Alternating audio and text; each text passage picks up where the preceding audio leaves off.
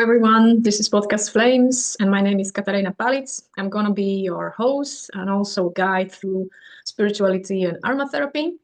Today, we're gonna talk about the sacred flame. That is very significant topic to me because for the several months now, I've been feeling the presence of the white flame. Powerful cleansing processes are unfolding within me, and one of the responses to this inner fire, to this calling, was this podcast. Flames creating this to spark the flame into the hearts of our listeners and also to help them remember their divine light, nourish it, and shine it into the world. There are many vibrational qualities of the fire, and they manifest through a spectrum of colors, each bringing a different energy. I perceive them like the stained glass window of a sacred cathedral. When touched by sunlight, they create a breathtaking art. In the same way, when our inner colored flames unite, we become vessels of divine radiance, a living masterpiece of light, inspiration, beauty, and hopefully love. So it was like a longer introduction, but I found it really necessary and important to know today's topic. Let's jump into it. Our today's guest is Andres Navarrete. Andres, welcome here again. Hello. Hello there. It's actually the second time having you here. We already talking about the cacao last time, and it was a really beautiful and grounding experience. Thank you for that. And today we have a different topic about the sacred flame. But at the beginning, please, can you tell us more about yourself, who you are, where do you come from, or maybe what do you do? Perfect. So hello everyone. Our intention also to make this interview is that it's more international, that many people can get to this interview, because before we made it just for the Slovak people, or for the people that speak these Slavic languages, but now we are trying to expand. So I'm going to also mention some things that I mentioned before in the previous interview, for the ones that don't speak the language. I am from Mexico, from Yucatan, from a city that is very beautiful one. It's called Mérida, and it's very famous by being one of the most beautiful places to live in the world, because it's surrounded by really amazing, um, like not just architecture, but there is ancestral sense of life around, with the temples, with the Mayan temples, with these cave waters that they were made by meteorites, and these were used as very special sanctuaries for ceremonies. And also we have a beautiful ocean and full of wildlife, crocodiles, all kind of nature around in this part of Caribbean nature. We don't have like mountains and big forests. That's more in different parts of Mexico or in Guatemala. And in this time, we're going to speak a little bit about the teachings I learned from a Mayan elder, which is about the sacred fire. All right. So, how your personal journey with this sacred fire began? Well, I always felt connection to the fire, um, especially more actually when I move out here to Europe. Um, it was already 6 years ago, and because I live in a place near the mountains where it's it's a higher altitude, so it gets really cold, and our house needs to be fed with fire, with wood, so we don't have like a gas system or some electric system for heating. And many times we were like in the winter, like -14 or very cold. But for a Mexican like me, it's quite cold. Maybe for Yeah, here people here definitely. it's Even for normal. Slovak, it's quite cold. and so I needed to make fire every morning. Something that I was not used to in Mexico, because in Mexico I was making fire only for the ceremonies, or when I was attending a ceremony for the Temazcal, that is called the Sweat Lodge in Europe, and for different kind of ceremonies. So uh, first, my contact with the fire was always sacred. I never make, like, maybe very long time ago when I was a child, I made fire to make hot dogs or marshmallows and these kind of things. But already as an adult, my contact with the fire was always in the ceremony. The medicine, different kinds of medicine that are from Mexico, from America, open my consciousness, open my vision of how to connect to the fire. So there was different perspectives, also depending on the person who was holding the fire, the person who was serving the medicine. But at the end, um, it's all different ways to connect to the same essence. Yeah, because we are very complex beings. Sometimes we need to look at different perspectives of the same essence of God, so we can have a deep, intimate contact with that state of connection within ourselves. So it's not just like, or at least for me, I think that it's not just like you go to a ceremony and maybe you take a master plant and you have a very strong connection with the fire, but it's like a relationship. It requires your attention. It requires your intention of going deeper into it, and to have willingness to learn more from it. Um, so please, can you tell us what role does fire play in the Mayan tradition? Like, is it seen as an element or rather as a spirit or something beyond? How do Mayan hmm people perceive it? Um, well, um, the fire is our medicine. In Mayan, the god of fire, we call it Kinich Ahau, or we also say El Gran Ahau.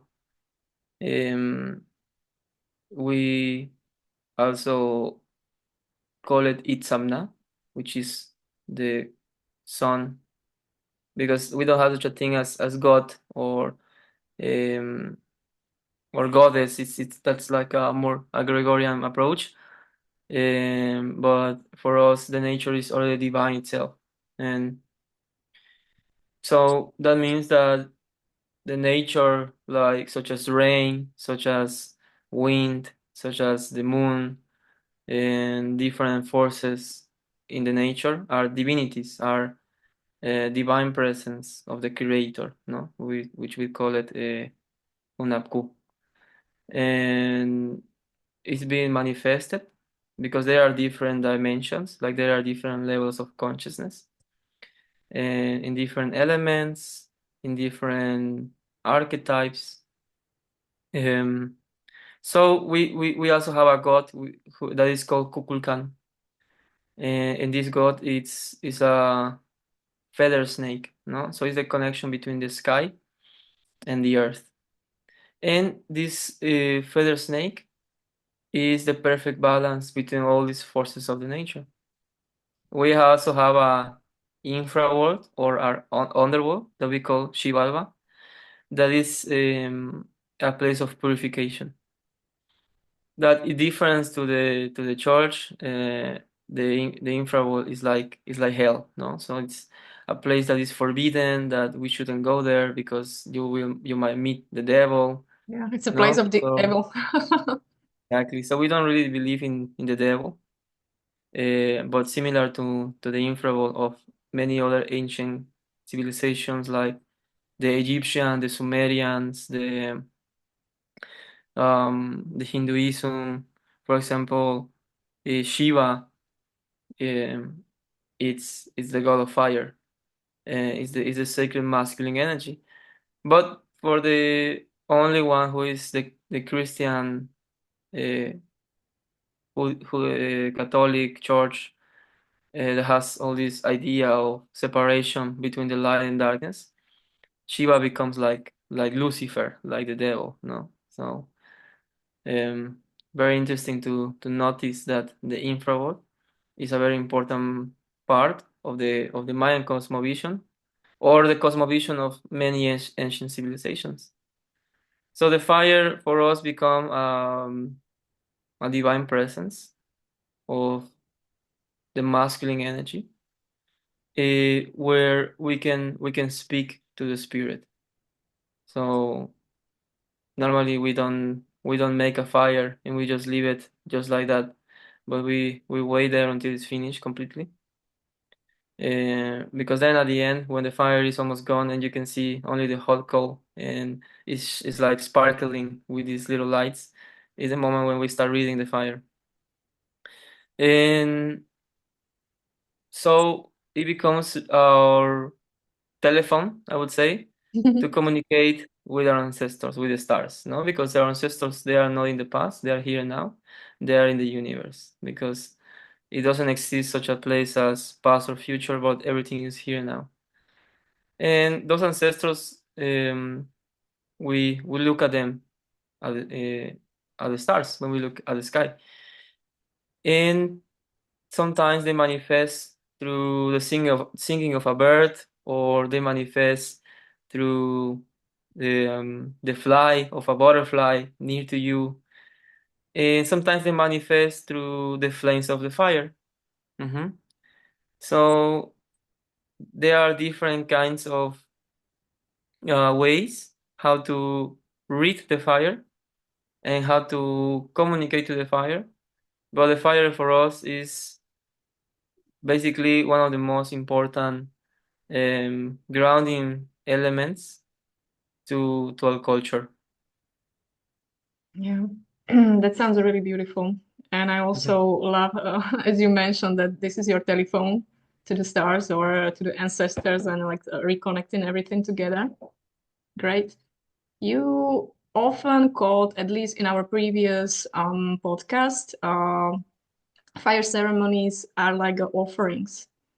What is Mhm. their deeper purpose behind these offerings? What is your intention? Yeah, actually, I would like to mention to everyone that I'm very happy that the documentary about Mayan wisdom is out, that I am preparing with so much love and dedication. And so, as I was speaking with Katarina before, I am investing all by myself, so it wasn't really easy, especially when you have a family with little children and so many expenses. But it's my dedication, my passion to really give myself to something that has meaning in life, something that has purpose. And really, my intention is to bring up this wisdom to the world, because, as the Mayan elders say to me, the Mayans, uh, we are all the Mayan people, no? So it's not about the race or the skin color or the language, but it's more about realizing that we don't have a nationality, but we are beings of the universe. We are creation of the creator. And we all have something that the other person is missing. And so we want to share this as a vision of how to remember that connection to life, to nature, to the ecosystem, to the stars, to the universe, to the constellations, to understanding spirituality, philosophy, and science as one.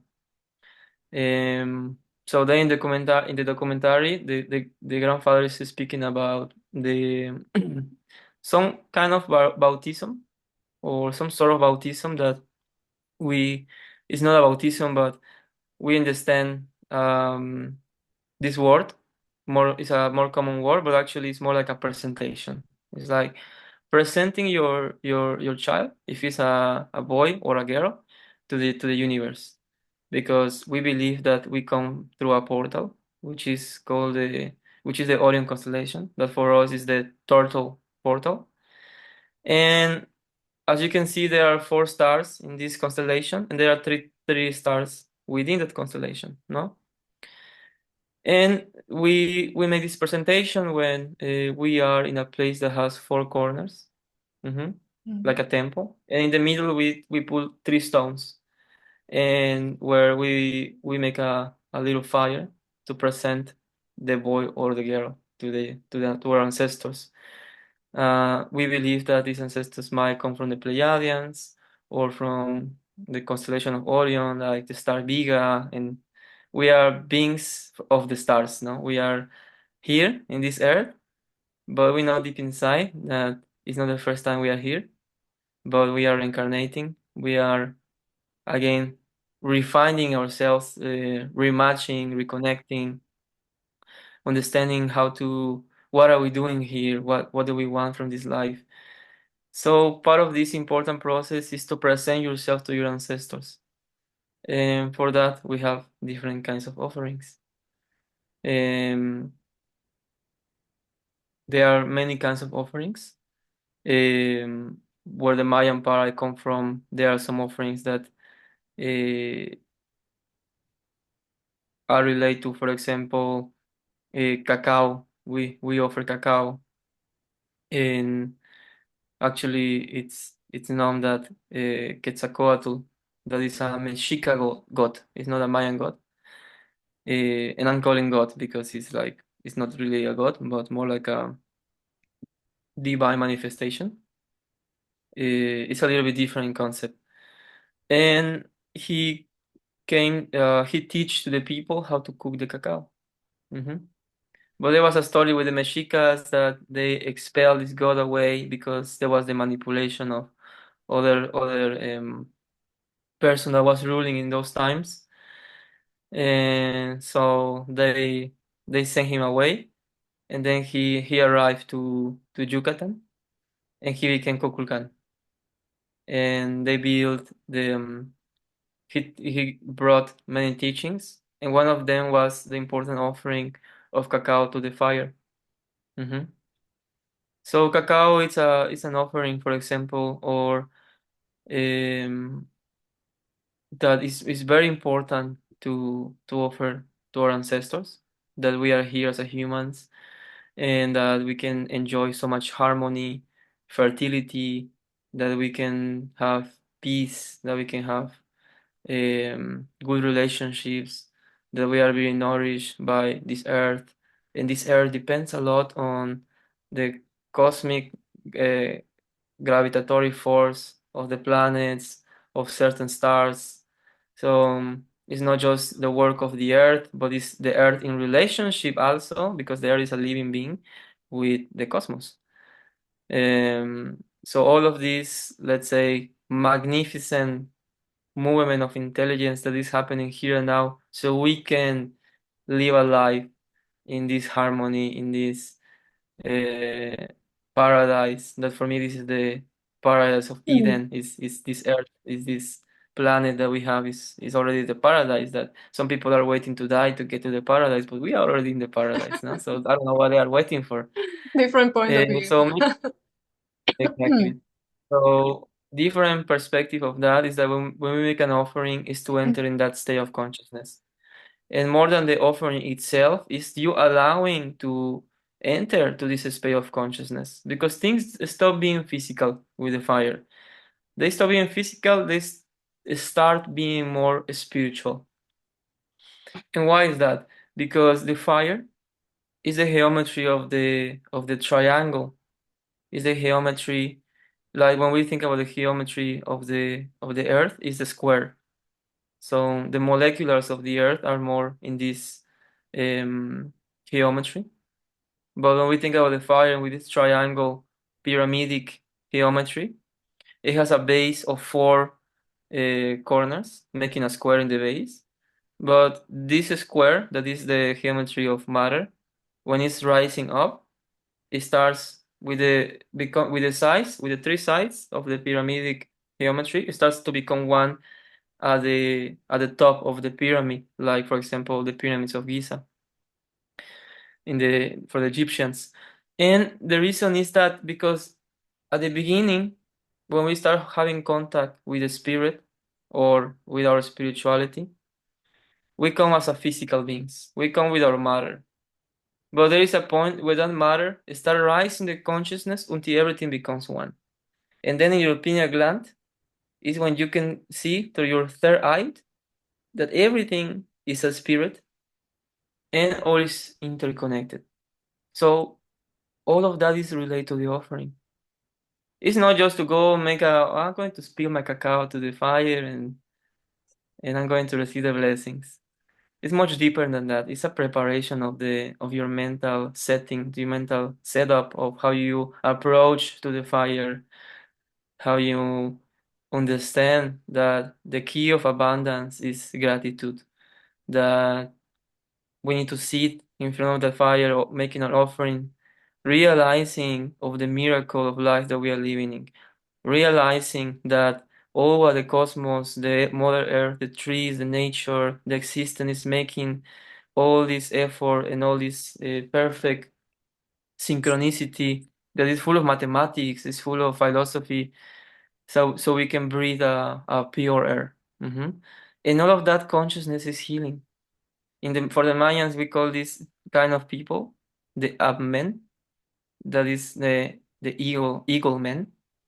It's funny because in Mayan the eagle it's men. So in English is man is like a human that is a male, no? So Mm-hmm. um, I'm not saying that it cannot be a woman, but I'm just saying as a man as a human being that we because there is a saying that the the nature is sleeping in the stones. The consciousness is sleeping in the stones, is feeling through the plants, is dreaming through the animals, and then is awakening in the humans. So that means that we have the all the potential to become that consciousness of the ego, where we can start seeing the spirit through everything that exists. Mhm. And part of that initiation, all of that goes through the fire. The fire is our portal to start opening our pineal gland, to start recognizing our strength, our spiritual power, and our holy connection to all our ancestors that live in the stars. Wow, that was so beautiful. And you gave me a lot of answers. And I think you already answered a couple more questions that I was intended to ask you. But I would like to more about how do Mayan people communicate with the fire. Can you tell me more in the details if it's not a secret? There are many ways. Even we have different sacred fires because the Mayan civilization is huge. In Guatemala, they have different ways of making the offerings. Um, but the one that I know, the one that I was studying with my Mayan elder, is the fire of the universe. And the fire of the universe, we normally we make a greeting of the four directions: the east, the west, the north, and the south, because every direction symbolize a direction of our soul journey. No, it's like it's not the same when you are opening at the beginning of your cycle of life that than when you are, for example, in the west when you are transforming all that clarity that you have into mystery. No, it's like in a way you need to let go all what you know to start into some path of intuition when you enter these realms of mystery, or when it's just about transforming, for example, part of your ego that is resisting to the evolution of your spirit. So you sit, you greet every direction as a different. For example, I would compare it to the asanas, no, of yoga. It's like a Mhm. different perspective of your consciousness, no. So we use candles, one candle for every direction, and then we call the snake, which is the snake is the spiral, no. So we make we make a spiral.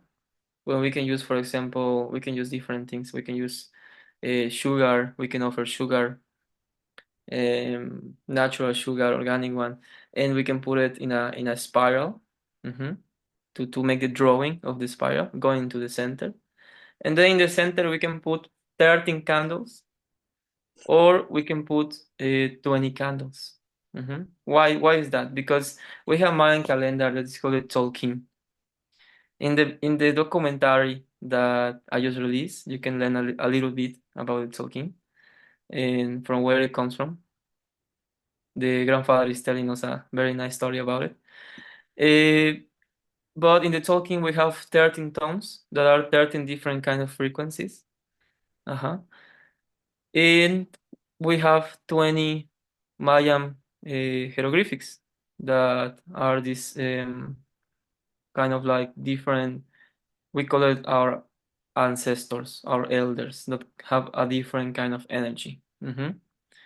So in this fire, you can put 30 candles around this, like in the center of this spiral, making a small spiral also, or you can put 20 candles. And then after that, um, we start the fire from the four candles for the four directions till this fire start igniting all the fire that through this spiral that normally can be used with the powder of the wood, like the wood powder. So it's very easily burning in the spiral, and it takes long. You can also use like fermented fruits, like for example the slivovica, no, that is in Slovakia. Yeah, fermented fruits. We know that in Slovakia very well. So you use some kind of sort of alcohol that comes from a natural process of alchemy, and then we ignite the fire through the four directions, and then this fire activates. It's a fire that it was taught by the Pleiadians, no? So the Pleiadians came in a certain moment, very long time ago, and gave this teaching to the Mayans.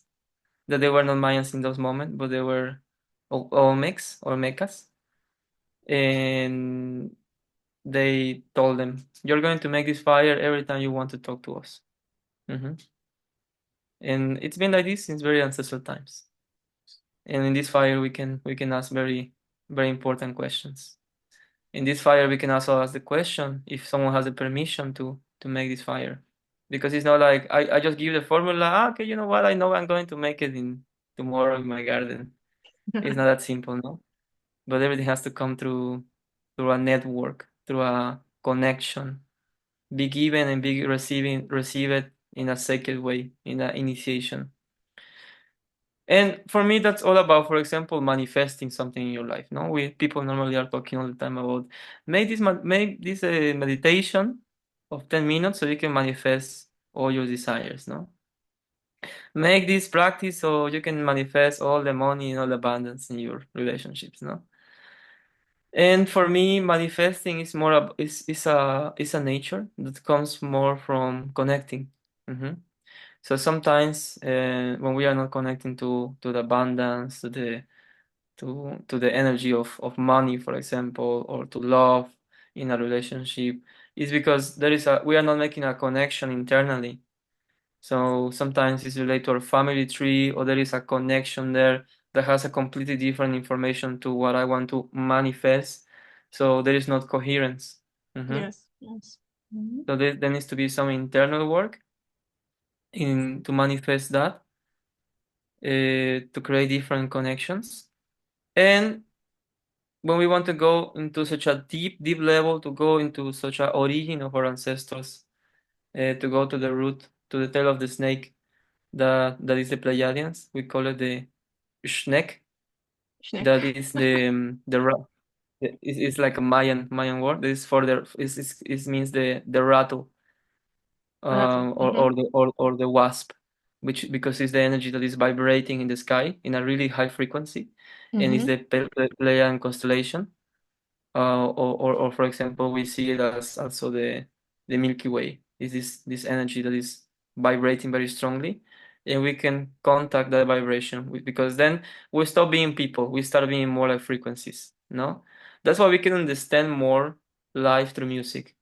That's why everyone can speak different languages, but we can all feel something very similar to a song, to a melody, to a frequency. And so the Mayans use more this language of music, no? So during this fire, we call the ancestors, and in this ceremony we make silence, because there are different ceremonies where we make different kind of singings or frequencies. But in this one we make silence, and then we can ask for questions. The one who has the permission to make the fire can make certain questions. So then, for example, if you have like if you are opening a project in your life, like, you know what, I want to like start working with like you, for example, with essential oils, no?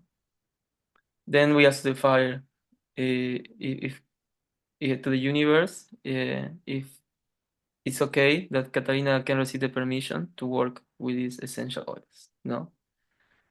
And then the fire say yes or no, no? It replies normally with a little spiral. It's very interesting, because it's like Wow. it really feels like the fire is much more replying than with other different kinds of fire.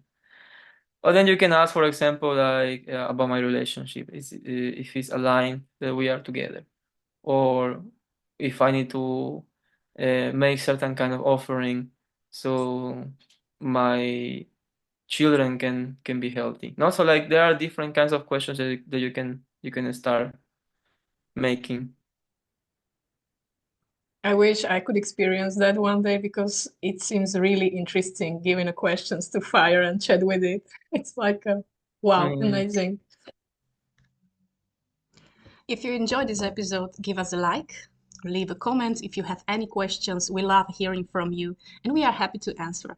And don't forget to hit the subscribe button so you won't miss next episodes. You can listen to the full version of our conversation on Hero Hero. The link is in the video description. In this extended episode, we will dive deeper in these topics like why the sacred fire is reawakening so strongly in today's world, or how it activates our soul missions as light workers and light keepers, and many, many more. So don't miss it. And to everyone watching, thank you for being here. We really appreciate it. And until next time, stay connected, stay lit. Bye.